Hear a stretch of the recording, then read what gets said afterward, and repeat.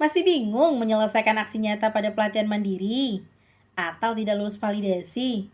Yuk kita simak penjelasan berikut. Kita akan mengambil salah satu topik pada pelatihan mandiri untuk kita lakukan aksi nyatanya.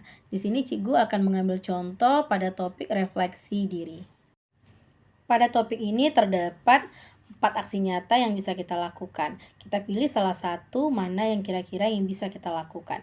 Di sini Cigu ambil contoh kita membuat buku harian refleksi. Setelah memilih aksi nyata yang akan kita lakukan, sekarang kita baca pada bagian praktekan aksi nyata. Di sini ada penjelasan urutan kegiatan dan dokumentasi yang harus kita lakukan untuk melengkapi aksi nyata tersebut. Pada bagian inilah teman-teman harus teliti dalam membacanya, harus memahami bagian demi bagian, sehingga tidak miskonsepsi dalam melakukan aksi nyata. Jadi di sini teman-teman kita fokus pada 3 dokumen yang harus kita siapkan. Yang pertama adalah dokumen buku harian refleksi yang telah teman-teman lakukan sebelumnya. Yang kedua adalah teman-teman menyampaikan apa yang telah teman-teman lakukan dalam membuat buku harian refleksi kepada rekan sejawat. Di saat teman-teman menyampaikan itu, jangan lupa dokumentasikan. Dapat berupa foto. Selanjutnya, jangan lupa mintalah umpan balik terkait apa yang telah teman-teman lakukan dalam membuat buku harian refleksi tersebut. Semua itu dokumentasikan dalam bentuk file. Jadi, ketiga dokumen ini disatukan dalam satu file. Teman-teman bisa mengeditnya di Canva, atau teman-teman bisa di PowerPoint, atau lebih mudah lagi teman-teman cukup lakukan di Word saja.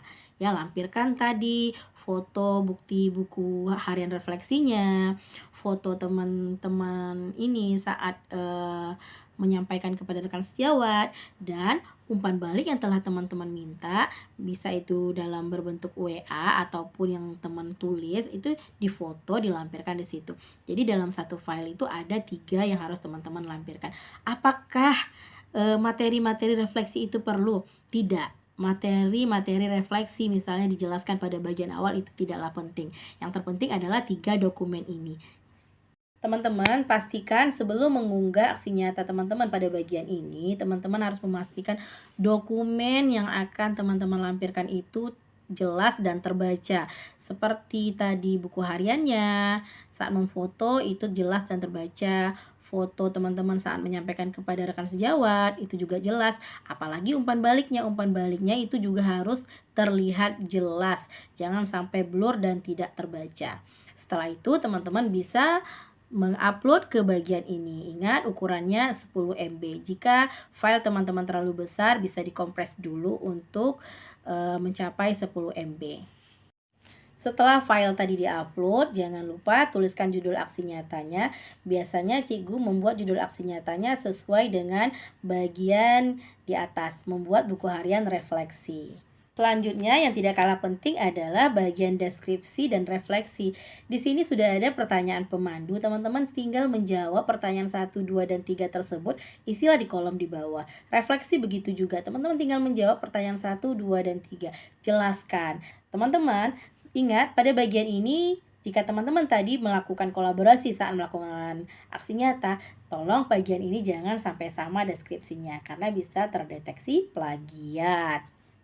Setelah selesai mengisi deskripsi dan refleksi, maka ini adalah tahap terakhir teman-teman dalam melakukan aksi nyata. Jadi setelah ini bisa dikumpulkan. Maka teman-teman tinggal menunggu validasi dari penelaah aksi nyata PMM. Semoga dengan sedikit penjelasan dari Cigu tadi bisa bermanfaat untuk teman-teman semua. Tetap semangat dalam menyelesaikan pelatihan mandiri di PMM-nya dan jangan lupa lakukan aksi nyatanya yang benar-benar dilakukan sehingga tidak menyulitkan teman-teman dalam melakukan dokumentasinya. Tetap semangat, salam guru hebat!